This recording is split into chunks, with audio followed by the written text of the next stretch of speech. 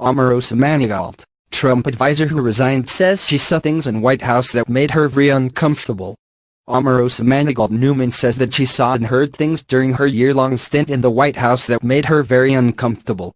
When asked about claims that she had conflict with other staff over President Donald Trump's response to the Charlottesville violence and his endorsement of Roy Moore, Ms. Manigault Newman, a former contestant on The Apprentice, said that she could not go into specifics, but that she did not like everything she saw.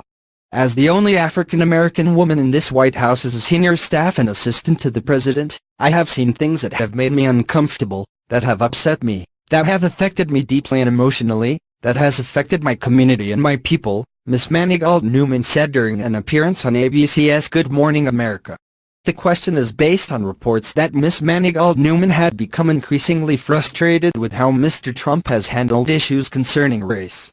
That includes Mr. Trump's response to the violence in Charlottesville in August, when a white supremacist allegedly drove a car through a crowd of peaceful protesters, killing one person. Ms. Manigault Newman was also reportedly upset with Mr. Trump's handling of NFL protests, in which mostly black athletes knelt during the national anthem to protest police brutality and race inequality in America.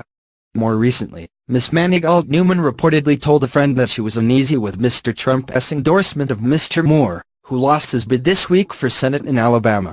Ms. Manigault Newman, who is reportedly leaving the White House on January 20th, also pushed back in the interview on reports that her leaving the West Wing resulted from a dramatic showdown between her and Chief of Staff John Kelly at a Christmas party.